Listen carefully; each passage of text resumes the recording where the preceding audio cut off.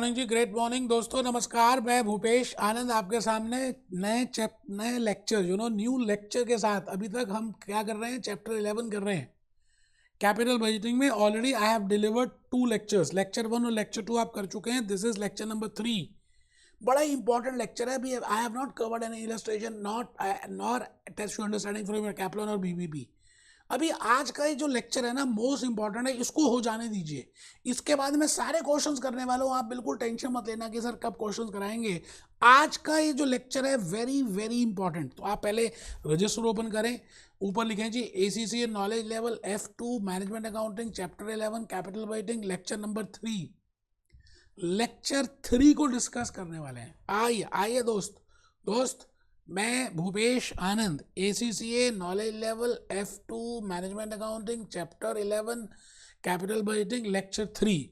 Already मैंने आपके साथ 2 लेक्चर्स डिस्कस कर लिए हैं। लेक्चर 1 में आपको मैं बताऊं, आज का एजेंडा मैं बता रहा हूं क्या करने वाले हैं, लेकिन बिफोर दैट मैं एक हल्का सा रिवीजन कर दूं। In lecture number 1 I have discussed about capital budgeting decisions, what is the meaning of a capital expenditure and how it is different from a revenue expenditure. मैंने इस बात को बताया। दूसरी बात फिर मैंने बताई, there are 2 types of expenditures, revenue expenditure and capital expenditure, और अपनी केस स्टडी ली। फिर आपको बड़े सारे रियल लाइफ एग्जांपल से बताया that what I mean by revenue expenditure and what I mean by capital expenditure. I have taken the example of Maruti Suzuki. और मजे की बात है कि मैंने पीपीटीज भी दिखाई, कंसेप्ट नंबर 1 और कंसेप्ट नंबर 2। बेटे आपको मुझे आई एम फुली कॉन्फिडेंट कि आपने उन सबका ऑलरेडी हैंड रिटन स्लाइड्स बनाया होगा। फिर मैं धीरे धीरे आगे चला और मैंने आपको एग्जांपल्स बताए, एक्सपेंशन, डाइवर्सिफिकेशन, न्यू प्रोजेक्ट। जैसे आपने AC से ज्वाइन किया तो आपकी लाइफ में ACCA करना is a capital budgeting decision, क्योंकि इससे आपकी लाइफ चेंज हो जाएगी। आप पूरी लाइफ, आपकी आने वाली जनरेशन का फायदा उठाएंगी। It can not be change, it involves huge sum of money, it is irreversible, it will affect your market price. फिर आपको जो मैरिज प्रपोजल आएंगे वो भी ACCA, CMA, USA, CPA, USA वाले ही आएंगे। It means doing ACCA is a capital budgeting decision। क्या आप मेरी बात को समझ रहे हैं? ठीक है सर। फिर मैं आ गया था लेक्चर नंबर 2 में, और लेक्चर नंबर 2 में मैंने आपको बताया था कि कोई भी बात करनी है तो there are some factors to be taken into account. जैसे आपने ACCA को ज्वाइन करने से पहले कुछ फैक्टर्स को माइंड में रखा कि भाई ये फैक्टर्स है, ये नॉन मॉनेटरी फैक्टर्स हैं, ये मॉनेटरी फैक्टर्स हैं। आप ये बताइए ACCA करने से पहले यू हैव ज्वाइन कि भाई नॉन मॉनेटरी क्या होंगे, इसका नेम कितना है, फेम कितना है, मैं क्या करूँगा, जॉब मिलेगी या नहीं मिलेगी, उसके बाद how much will be the monetary amount. It means after that आपने सोशल मीडिया में देखा, लैपटॉप दोस्तों से पूछा, after that you have joined ACCA। Similarly before doing a capital budgeting project हम जनरली क्या करते हैं, प्रोजेक्ट रिपोर्ट बनाते हैं। तो मैंने वहाँ पे प्रोजेक्ट रिपोर्ट बताई, and in project report there are 2 factors, non monetary and monetary factors.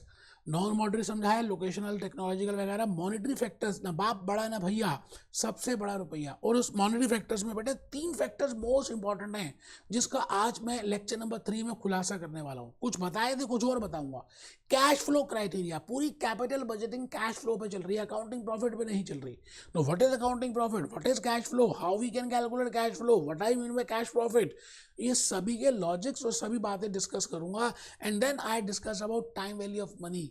बेटे समय, आज मैं आपको $1 दूं और 1 साल के बाद $1 दूं एज ACCA की, मैंने कहा कि आप मुझे आज $100 दे दीजिए, and once you will clear ACCA after 1.5 year 2 years I will be returning you $100। बेटे मैं 2 साल के बाद आपको जो $100 दे रहा हूँ वो 100 नहीं दे रहा, कुछ कम दे रहा हूँ, बिकॉज 2 साल में तो डॉलर की वर्थ कम हो चुकी होगी। इसको बोलते हैं टाइम वैल्यू ऑफ मनी। तभी हम कहते हैं कि ACCA आप जितनी जल्दी कर लेंगे उतना ज़्यादा बेनिफिट ले पाएंगे, जितना लेट करेंगे सप्लाई बढ़ती जाएगी और आपको अल्टीमेटली वो बेनिफिट नहीं मिलेगा, क्योंकि सैलरी आज ज़्यादा है, धीरे धीरे सप्लाई बढ़ेगी तो डिमांड और सप्लाई का कंसेप्ट चलेगा और ultimately your price will come down, your salary, monetary package, annual package will come down. Similarly when I do a capital budgeting decision, क्योंकि हम कैपिटल बजटिंग डिसीजन फ्यूचर के लिए करते हैं और फ्यूचर में जो पैसे आने हैं उनकी वर्थ आज क्या है, उसके लिए हम time value of money use करेंगे, प्रेजेंट वैल्यू फैक्टर्स यूज करेंगे। मैं आज के बेसिकली इस लेक्चर नंबर 3 में क्या कराने वाला हूँ ये सुन लीजिए। मैं बेटे सबसे पहले तो जो कंसेप्ट 1, 2, 3 आपको बताया था मैंने लास्ट लेक्चर 1 और 2 में, थोड़ा सा रिवीजन कराऊंगा। द मोस्ट इंपॉर्टेंट पार्ट जो आज स्टार्ट होगा उसका नाम है cash flow criteria, that why cash flow concept is to be taken into account while taking any capital budgeting decision. हम कैश फ्लो के कंसेप्ट को क्यों लेते हैं, profit after tax plus depreciation क्यों एक बड़ा इंपॉर्टेंट क्राइटेरिया है। प्रॉफिट आफ्टर टैक्स से why we are not taking decisions, why we are taking decision with the help of cash profit, तो बेटे उसको डिस्कस करूंगा मैं, बड़े सारे प्यारे प्यारे एग्जांपल्स दूंगा, with help of that you can understand that what I mean by cash flow criteria. ठीक है जी, तो आज का ये है। दूसरी बात देखिए, मैंने कई जगह साइंटिफिक कैलकुलेटर यूज़ किया है और मैं तो कहूँगा कि you should use normal calculator. मैं नॉर्मल कैलकुलेटर के भी स्टेप्स बता दूंगा, बड़े इजी स्टेप्स हैं, आप घबराना मत साइंटिफिक को देखकर। ठीक है जी, नेक्स्ट इज, मैं आज के इस लेक्चर में डिस्काउंटिंग रेट बताने वाला हूँ। डिस्काउंटिंग रेट में आपको मैं बताऊंगा that why there is a need of discounting rate, what is simple interest, what is compound interest, how we can calculate discounting rate, what I mean by present value factors, what I mean by cost of capital, उन सभी बातों को discuss करेंगे। आप चुपचाप सारी बातों को नोट करना, ज्यादा इंपॉर्टेंट मत सोचना कौन से कोर्स का, बेटे कुछ नहीं, आम खाने से मतलब रखो। आपको नेक्स्ट लेक्चर में मैं सारे क्वेश्चन कराने वाला हूं। ठीक है जी, जल्दी से रजिस्टर ओपन कर लीजिए। लिए तो हमने लास्ट लेक्चर्स में ज्यादा तो और कुछ नहीं बेटे, मैंने आपको कैपिटल बजटिंग के बारे में बताया था, capital budgeting, meaning of capital budgeting decisions we have discussed, strategic financial management decision, investment, dividend, investment can be of two types, short term, long term, we have seen, what are the features, ये बात बड़ी important थी, तो मैंने इसमें star लगाया था बेटे, 3 स्टार लगा लीजिए। all long term investment decisions or just investment decisions or capital budgeting decisions, they require huge sum of money, irreversible, can affect MPS. so following are the features हमने देख लिए थे। Examples, फिर हमने देखे थे what are the examples of capital budgeting, and I have given you the very brief various real case studies in relation to Nano, in relation to Reliance Jio, in relation to corporate restructuring, ये भी कर लिया था। फिर हमने ये भी discuss किया था, ये भी किया था, ये भी किया था, ये भी किया था, ये भी किया था, विजय माल्या भगोड़े की बात की थी। And then in the last lecture number 2 I started with the project report, मैंने प्रोजेक्ट रिपोर्ट बताने की बातें की थी। आपके हॉक में, ग्लेम में, वायले में इसका नाम उन्होंने मेंशन कर दिया, कैपिटल बजटिंग प्रोसेस। आएंगे हम सब कुछ आपकी बुक के हिसाब से ही कवर करेंगे, बट पहले 3-4 लेक्चर्स आप मेरे हिसाब से कर लीजिए, मुझे खून दे दीजिए पहले 4-5 लेक्चर्स में, मैं आपके लॉजिक्स, आपको आज़ादी, आपको सीएम में यूएसए मैनेजमेंट अकाउंटेंट बना के दे दूंगा। Then we have seen that because it is a long-term decision, it has so many features, it involves, it is important to prepare a project report, and in a project report these are the factors to be taken into account. We have seen non-monetary factors, monetary factors देखे थे, project report, non-monetary, monetary, और फिर मैंने कहा था non-monetary में आप CMA USA कर रहे हैं, I have given the example of CMA USA that if you are doing CMA USA there are 2 factors, non-monetary and monetary. Non-monetary में we have seen locational factors बड़े सारे थे, मैंने तो 3-4 ही बताया था, locational, marketing and technological factors जो मोस्ट इंपॉर्टेंट है, which we have discussed, and I have given the example of Ambuja cement या सीमेंट इंडस्ट्री का बताया था, डायमंड इंडस्ट्री का बताया था, सॉफ्टवेयर इंडस्ट्रीज का बताया था, availability of labour and all that, technological factors and political factors. Then we have seen what is the meaning of brand ambassadors, how I can say that marketing factors are also play a very important role. It means जब भी आप कोई भी काम करते हैं, जैसे आपने पहले जॉब अपॉर्चुनिटीज भी देखी कि सीएम में यूएसए के बाद मुझे कितनी जॉब अपॉर्चुनिटीज मिल जाएंगी, आपने देखा कि मेरी मैरिज का भी टाइम है और मेरे पास इतना टाइम है तो I can devote this much of time, because if you have join CP USA तो उसमें टाइम थोड़ा सा ज़्यादा लगता है, सीएफए यूएसए में और ज़्यादा लगता है। अब सीएफए यूएसए में फाइनेंस कोर्सेज हैं, now it is your hobby also, कि आपका हॉबी क्या है, आप किस प्रोफाइल में ऑलरेडी वर्क कर रहे हैं और आपकी लाइकिंग क्या है, आपके सपने क्या हैं, तो on the basis of that you have joined CMA USA, so there are so many factors to be taken into account.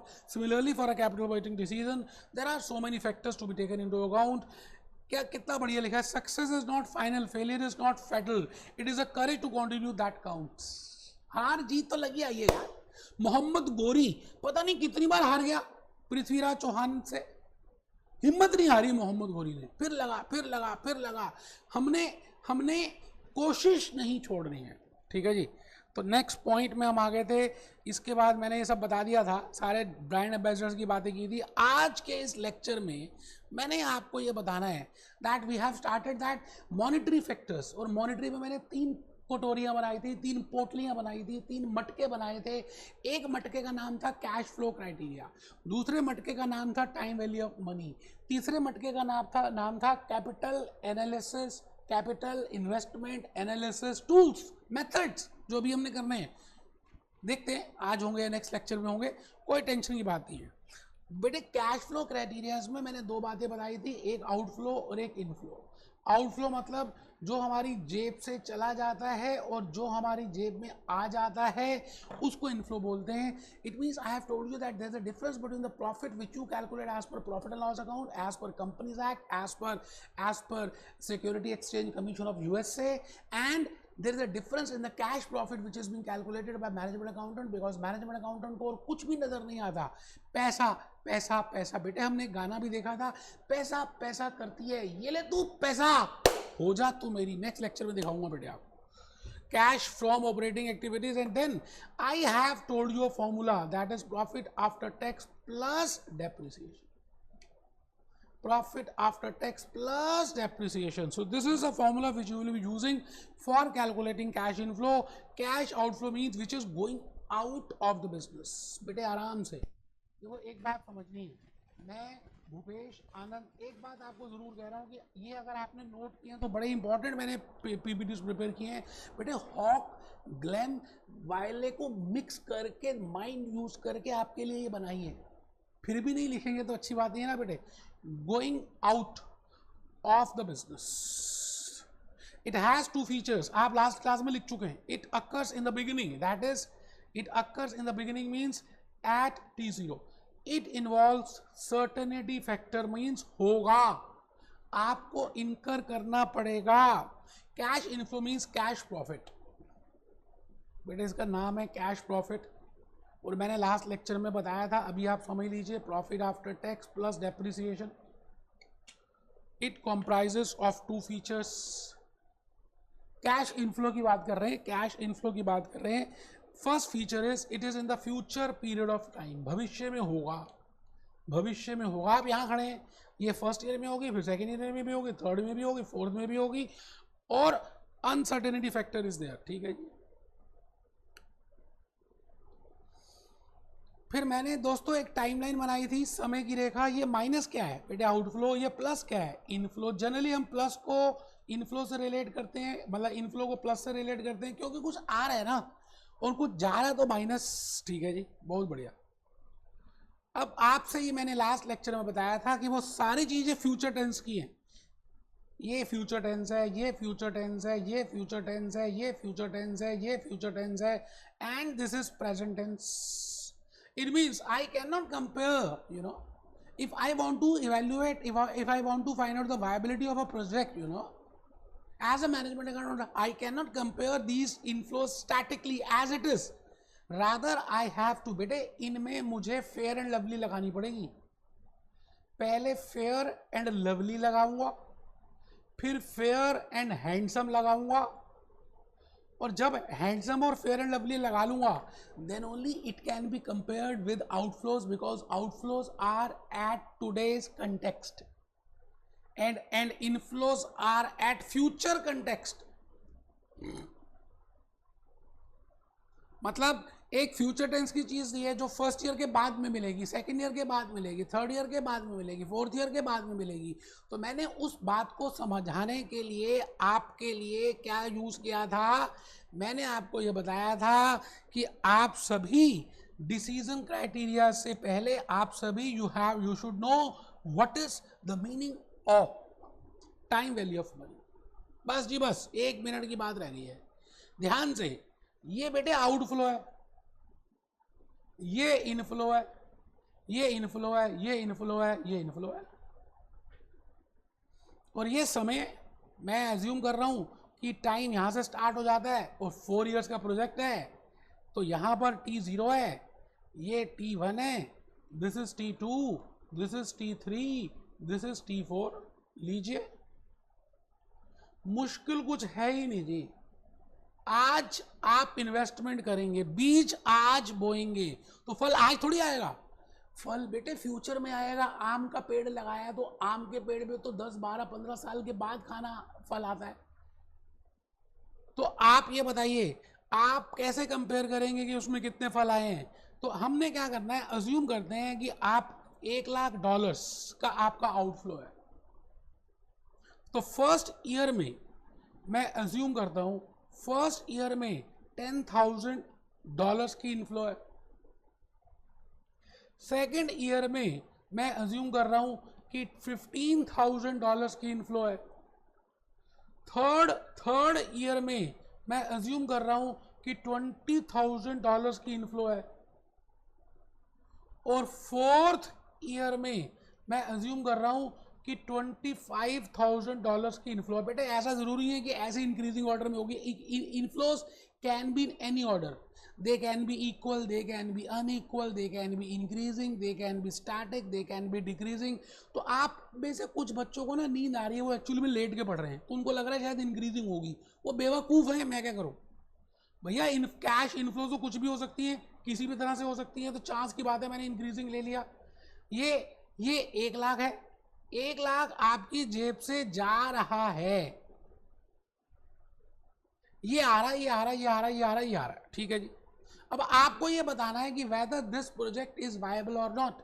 So my friends, I cannot compare this 10,000, this 15,000, this 20,000, this 25,000 in total. इसको total करके हम compare नहीं कर सकते। पहली बात, आप ये नहीं कह सकते 10 + 15 25, 25 + 20 45, 45 + 20 70, $70,000 अगर आप टोटल देखें, $70,000 $70,000 का अगर आप टोटल देखें, तो बेटे पहली बात, हम इस 70 को टोटल को इसके साथ कंपेयर कर ही नहीं सकते, और 70 का कोई अपने में मीनिंग ही नहीं है। दूसरी बात तो ये भी है जी भाई साहब, आप क्या कर रहे हैं फर्स्ट ईयर के इनफ्लोज को सेकंड ईयर के इनफ्लोज के साथ, इसका मतलब आप ये अज्यूम कर रहे हैं कि इन्फ्लेशन होगी नहीं, आप ये अज्यूम कर रहे हैं कि डिमांड और supply will be remaining same, because inflation तभी होता है जब demand is more than supply. आप अज्यूम कर रहे हैं दुनिया बिल्कुल वैसी है, पॉपुलेशन बढ़ेगी नहीं। आप अज्यूम कर रहे हैं सब कंट्रीज एक दूसरे मोहब्बत से प्यार से काम करेंगी और एक दूसरे का शेयर करेंगी।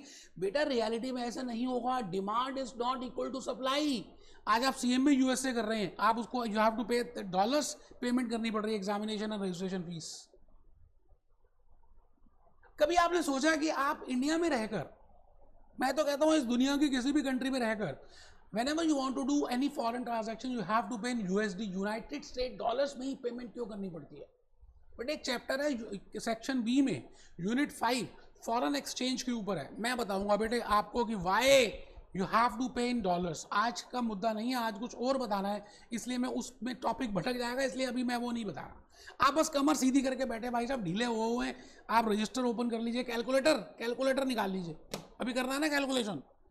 तो मैंने आपसे एक बात बताई थी जो मुझे थोड़ी सी रिपीट करनी है। मैंने आपको लास्ट क्लास में कहा था कि आप बहुत छोटे से बच्चे थे, आप स्कूल जाते थे, एक दिन आपकी मैडम ने आपको प्रिंसिपल की बात बताई, फिर उसने मैडम ने सिंपल इंटरेस्ट कैलकुलेशन की बात बताई कि भाई ये सिंपल इंटरेस्ट होता है, और फिर आपको मैडम ने अमाउंट की बात भी बताई कि ये अमाउंट होता है। सपोज कर रहे हैं $1,000 का प्रिंसिपल है, सपोज कर रहे हैं 10% रेट ऑफ इंटरेस्ट है, तो $100 का आपको एक साल का 10% रेट ऑफ इंटरेस्ट मिल गया। मैंने डायरेक्टली कैलकुलेट कर दिया $100, और फिर आपने $1,100 अमाउंट कैलकुलेट कर लिया। अब ये जो $1,100 है ना, इसमें दो चीजें छुपी हुई हैं, एक $1,000 प्रिंसिपल और दूसरा $100 इंटरेस्ट। सब पता है आपको, रिपीट कर रहा हूं जान के, वैसे खत्म हो गया बेटा। Then I have told you that we can write down the equation also, A is equal to P plus P into R into T. This is interest. We can say like this also, P plus P into R, because T is 1. We always take for 1. तो 1 को लिखें या ना लिखें एक ही बात है। फिर हम ये कहा था amount is equal to P into P common ले लिया, 1 plus R। अब बेटे आज मैं एक नई चीज ये बता रहा हूं, ए का नाम है फ्यूचर वैल्यू, बिकॉज अमाउंट आपको फ्यूचर में मिलने वाला है, एक साल के बाद मिलेगा। एंड दिस पी जो मैंने लास्ट लेक्चर 2 में नहीं बताया था, this P is named as present value, और for 6th class standard this P can be principal and A can be amount, but for a management accountant this is future value and that is present value. So this is the relationship between present value and future value. बेटा ये मोहब्बत है, मोहब्बतें। एक लड़का था दीवाना सा, एक लड़की थी दीवानी सी, दोनों में आंख मटक्का हुआ कुछ बातें होने लगी। दोनों सीएम में यूएसए कर रहे थे, दोनों पार्ट 2 कर रहे थे, पार्ट 1 क्लियर हो चुका था, और दोनों ने वीडियो लेक्चर्स भूपेश आनंद के लिए थे, तो साथ साथ बैठ के पढ़ते थे। फिर आगे क्या हुआ मैं बताऊंगा, लेकिन मैं आपसे ये कह रहा हूं there is a relationship between, यहां पर अगर आप देखें तो फ्यूचर वैल्यू अगर आपको निकालनी है और प्रेजेंट वैल्यू गिवन है और आपको इन्फ्लेशन रेट गिवन है, मैं आर को इंटरेस्ट नहीं बोलूंगा, इन्फ्लेशन रेट बोलूंगा, तो आप you can calculate future value. But if you want to calculate present value, तो बेटे आप क्या करेंगे, प्रेजेंट वैल्यू को निकालने के लिए क्या करेंगे, future value divided by 1 plus inflation rate is equal to present value, इसको हमने बड़े सिंपल से तरीके से लिख दिया था, present value is equal to future value upon 1 plus R. धीरे धीरे होले होले, शाहरुख खान कहता है होले होले होगा, बेटे धीरे धीरे आपको बातें समझ आएंगी। मैं जहां तक लेके जाना चाह रहा हूं ना, मैं आपको छोटे छोटे रास्तों से सीधा टॉप पे ले जाऊंगा, बस आप मेरी छोटी छोटी बातों को ध्यान से सुनोगे तब तो। यकीन इस बात का कि आज से पहले आपने कुछ नहीं भी किया हुआ तब भी आपको समझ आएगा, अगर आपने ईमानदारी से मेरी बात को सुना और लिखा और कैलकुलेटर से कैलकुलेट करने की कोशिश की जब मैंने कहा। तो बताइए यहां तक कोई दिक्कत आ रही है? यहां तक तो 6th क्लास की मैथमेटिक्स है। मैंने नाम चेंज किया, पी की जगह प्रिंसिपल की जगह प्रेजेंट वैल्यू लिखा, अमाउंट की जगह फ्यूचर वैल्यू लिखा, क्योंकि वो फ्यूचर में मिलेगा। अगर आपको फ्यूचर वैल्यू निकालनी है तो प्रिंसिपल गिवन है, we can calculate present value की मदद से। And if you want to calculate present value, because आपको ये जो कैश इनफ्लोज गिवन है, बेटे ये फ्यूचर वैल्यूज दी हुई है कि फर्स्ट ईयर में इतने मिलेंगे, सेकंड ईयर में इतने मिलेंगे, थर्ड ईयर में इतने मिलेंगे, फोर्थ ईयर में इतने मिलेंगे, और आप तो जीरो पीरियड में खड़े हैं। इसका मतलब आप ग्राउंड फ्लोर में खड़े हैं, आप प्रेजेंट वैल्यू में खड़े हैं, and you are given with the future values. How I can compare future with present? I can not compare it, so I have to firstly convert these future values. मेरे को पहले इन सभी future values को present value में convert करना पड़ेगा। तो वही तो रिलेशनशिप बता रहा हूं कि अगर आपको फ्यूचर वैल्यू दी हुई है तो आप उसको प्रेजेंट वैल्यू में निकाल सकते हैं, बिल्कुल सिंपल सी बात है। ठीक है जी, तो जैसे यहां पर 10 15 20 25 10 15 20 25 10 15 20 25 10 15 20 25 और आपके सामने 10 15 20 25। मैं ये कहता हूं, मैं एक बार दोबारा से आपको समझाने के लिए जल्दी से यहां पर लिख रहा हूं T0 T1 T2 T3 and T4 1 lakh 10 15 20 25। बेटे ये ब्रैकेट लगाने का मतलब ये है कि आउटफ्लो, आप ना भी लिखें आउटफ्लो, आपने ब्रैकेट लगा दिया मतलब ये माइनस की फिगर, और माइनस आउटफ्लो होती है गोइंग आउट। अभी बेटे 1 लाख कैसे आया, निकालने का तरीका मैं बताऊंगा आने वाले लेक्चर्स में। ये 10,000 15,000 20,000 25,000 cash profit, cash inflow, profit after tax plus depreciation, how we have calculated that I will be telling you in future next lectures में। अभी आपको मैं कुछ दूसरी बात बताना चाहता हूं। मैं ये कहता हूं कि अगर इन्फ्लेशन इफ आर इज 10%, तो मुझे क्या करना है, ये फ्यूचर वैल्यू दी हुई है, सो ये फ्यूचर वैल्यू फर्स्ट ईयर की है, ये फ्यूचर वैल्यू सेकंड ईयर की है, ये फ्यूचर वैल्यू थर्ड ईयर की है, ये फ्यूचर वैल्यू फोर्थ ईयर की है, और ये प्रेजेंट वैल्यू तो होती जीरो पीरियड की है। अच्छा, आज $1 लाख की वैल्यू $1 लाख ही है, आज $1 की वैल्यू $1 ही है, ये तो पता ही है। आज तो वही चीज है, उतने की पैसे। ठीक है जी, समय के बाद कुछ वैल्यू में चेंजेस आ जाते हैं रियल वर्थ में। मैं अब आपसे ये कहता हूं कि आप ये बताइए कि आपको फ्यूचर वैल्यू तो दी हुई है, प्रेजेंट वैल्यू निकालनी है, तो मैं क्या करूंगा, future value upon 1 plus R कर दूंगा। तो मैंने क्या किया, 10,000 डिवाइडेड बाय 1 प्लस 0.10, क्योंकि एक साल का है, तो ये आ गया जी $9,090 अप्रॉक्सीमेटली। मैं डेसिमल्स को भी छोड़ रहा हूँ, बोलो हाँ या ना तो बोल दो। अब बेटे पेपर में क्या होगा, आपको तो ऑब्जेक्टिव टाइप क्वेश्चन करने जल्दी जल्दी करना, अगर आप ऐसे करेंगे तो समय लगेगा। तो हम क्या कर रहे हैं, इसका एक जनरल कंसेप्ट निकाल रहे हैं। जनरल कंसेप्ट का मतलब ये है कि आपको ये तो पता चल ही गया कि present value is equal to future value upon 1 plus R है, ये तो बात समझ आ गई। बेटा जनरल कभी भी करना हो तो 100 की टर्म्स में करते हैं, परसेंटेज में या 1 की टर्म्स में करते हैं।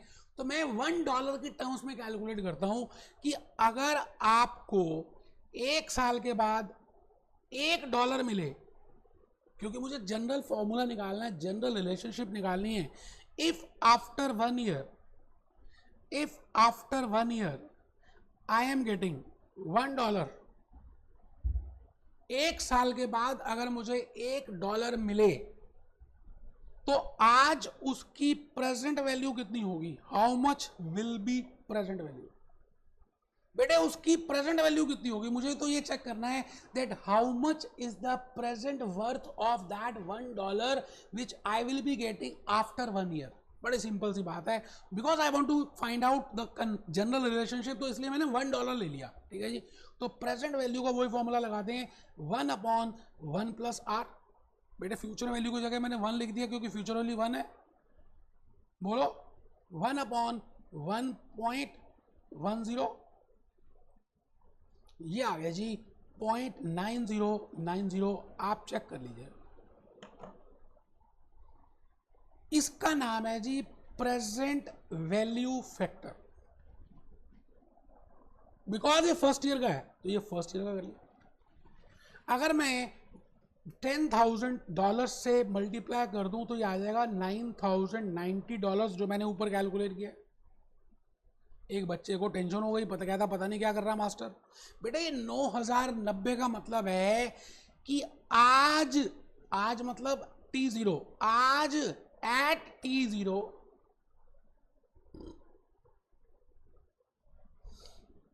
और ऐसा समझ लीजिए $10,000 which management accountant will be getting after 1 year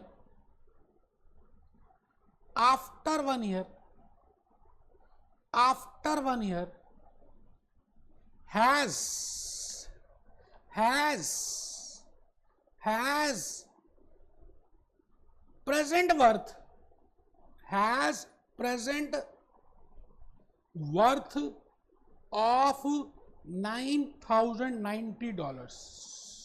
एक बच्चा कहता है हिंदी में समझाओ मास्टर। बेटा बिल्कुल बताऊंगा, जर्मन में, फ्रेंच में, उर्दू में, हिंदी में, इंग्लिश में, भूपेश आनंद बताएगा। I want to tell you that $10,000 which I will be getting after 1 year has present worth of $9,090 of today. It means whenever I want to evaluate this project, I will not take $10,000 as cash inflow, rather I will take $9,090 as cash inflow. एक बच्चा कहता है sir second year का बताओ। बेटे second year में 2 साल के बाद जो आपको 15,000 रुपए मिलेंगे,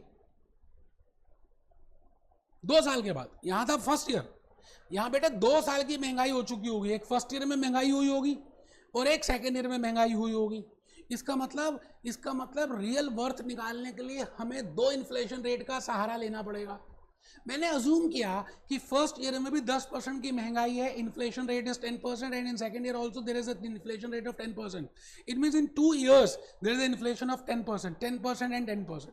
it means I have to find out that how much will be the value. बेटे हम बिल्कुल वैसे ही करेंगे, सिंपल सा कंसेप्ट लगाएंगे जो मैंने आपको ऑलरेडी बताया, बस खत्म होने वाली है बेटे क्लास। एक बच्चे ने मुंह छोटा कर लिया।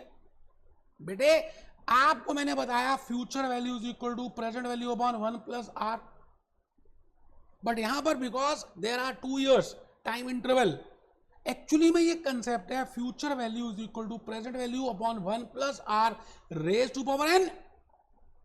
मैंने फर्स्ट केस में बताया नहीं क्योंकि वो 1 ही था, तो मैंने कहा पहले आप इसमें ध्यान इसमें दो, कोई बात नहीं। तो बेटे आप ये बताइए आपके हिसाब से अगर मुझे प्रेजेंट वैल्यू निकालनी है, अच्छा पहले गलती कर दी बेटे, थोड़ा सा गलत कर रहा हूँ। देखो जी मुझे ना यहाँ पर प्रेजेंट वैल्यू लिखना था और यहाँ फ्यूचर वैल्यू लिखना था। आप समझ रहे हैं क्यों? This is present value, this is future value, this is future value, this is, रटना है ही नहीं यार, रटना नहीं है।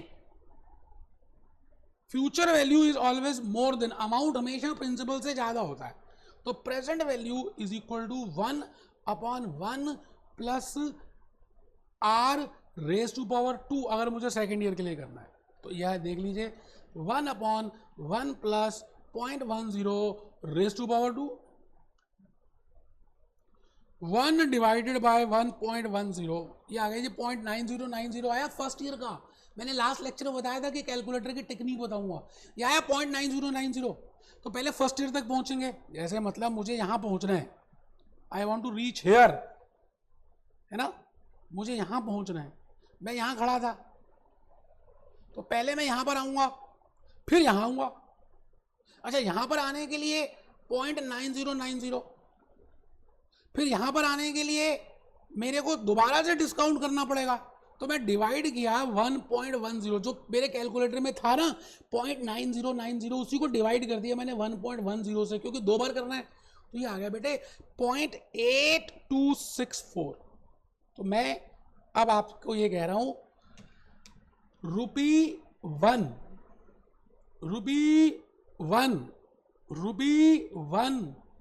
which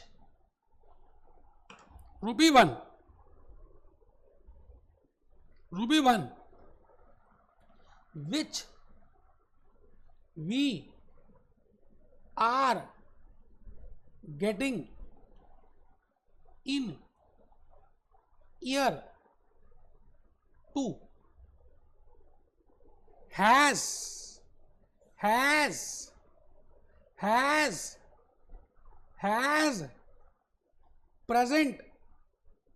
present worth of $0.8264। यहाँ पे भी मैं रुपी की जगह डॉलर करता हूँ क्योंकि बेटर रहता है बेटे, हम सारा को डॉलर्स में कर रहे हैं। $1 which we are getting in year 2 has a present worth of 0.8264। It means if I am getting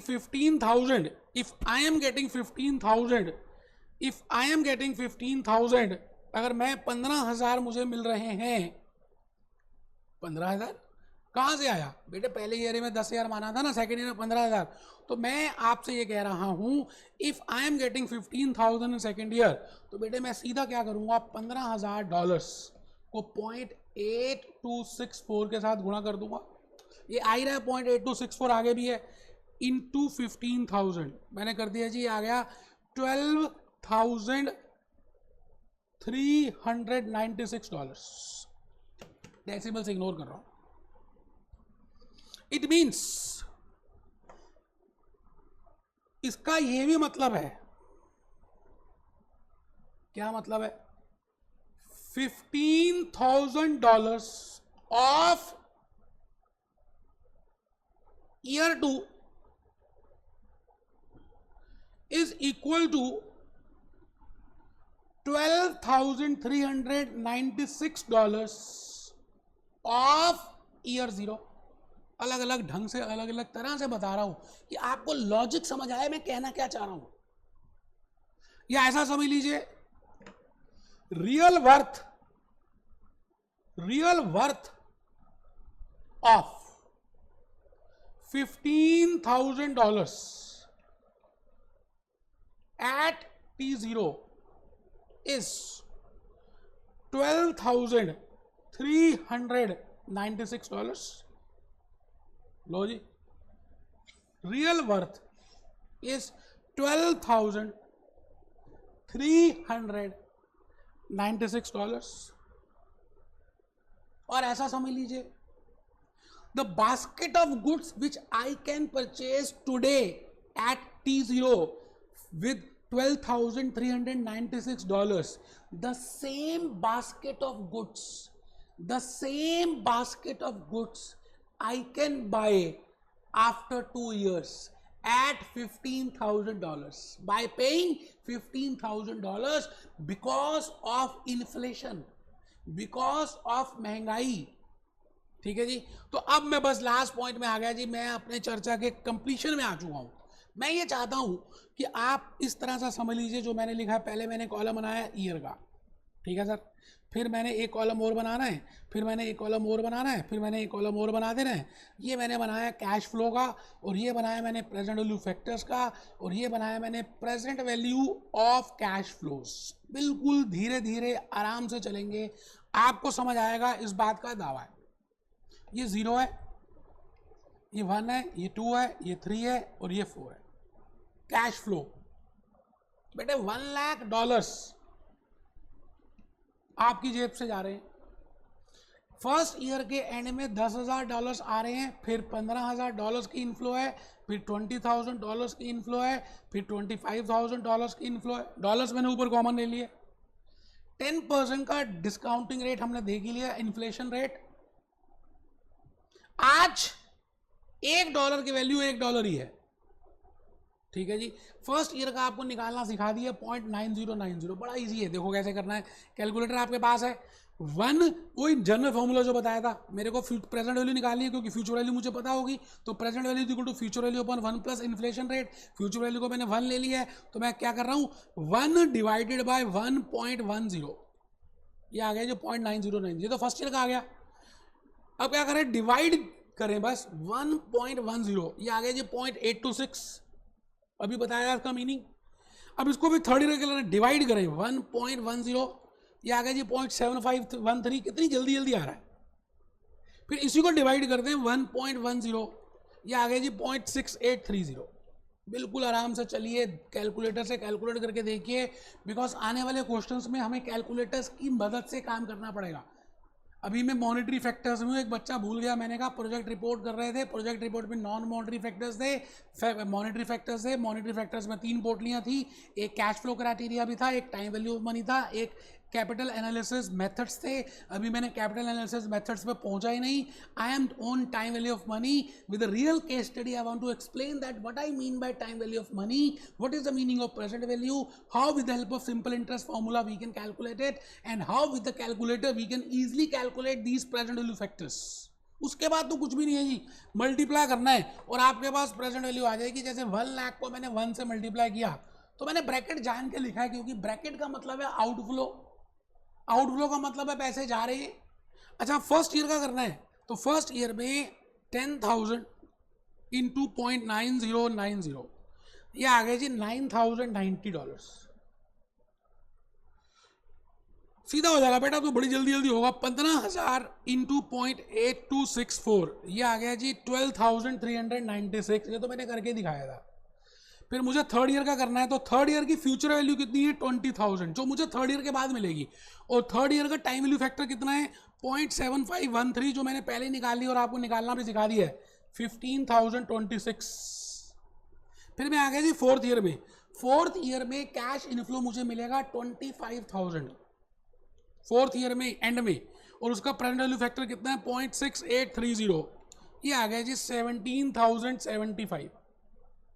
आराम से बेटे देखो, मैं आज का पूरा लेक्चर लगा दिया है, गला दर्द हो रहा है, फिर भी मैं चाहता हूं कि आपको मैं अलग अलग ढंग से, मेरी भावना को समझ रहे हैं ना आप, मैं जल्दी से निपटारा नहीं चाह रहा कि कोर्स खत्म, नहीं बेटे, प्यार किया है यार आपसे, आपको सीएमए यूएसए पूरा कंप्लीट बनाना है। तो ये जितनी भी इनफ्लोज हैं बेटे, हम इनको ऐड करेंगे, ये इनफ्लोज हैं, हम इनको ऐड करेंगे बेटे, इनको ऐड करेंगे, इनको ऐड करेंगे, हम इनको ऐड नहीं करेंगे, because these are future values, these are present values, and this is also present value. So I can compare घोड़े with घोड़े और गधे with गधे. In the last lecture I have told you, I can compare rabbits with rabbits. So now I can find out the total of these present values. For example, that first year 9090 plus 12396 plus 15026 plus 17075 is equal to 53,587। देख लीजिए लगभग इसी के आसपास आ रहा है, और $1,00,000 आपकी जेब से जा रहा है।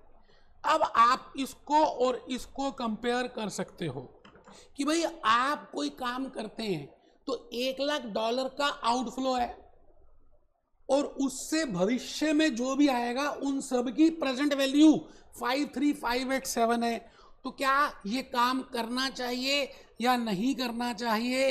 एक बच्चा कहता है सर बेवकूफ़ी है करना, क्योंकि हमारी जेब से $46,413 चले जाएंगे, नेगेटिव है, चले जाएंगे। So what is the fun of doing that project in which we have to pay, we are not getting anything. तो यही आने वाले लेक्चर्स में हमने करना है, इसी को हम कहेंगे कैपिटल एनालिसिस मेथड्स। बट बेटे आज के इस लेक्चर नंबर 3 में मेरा मेन ऑब्जेक्टिव था कि मैं आपको बताऊं कि what is the meaning of inflation and how with the help of inflation what is the meaning of time value of money, what is the meaning of cash flow criteria. बेटे ये base बन रहा है, आपको बड़ा मजा आने वाला है आने वाले लेक्चर्स में।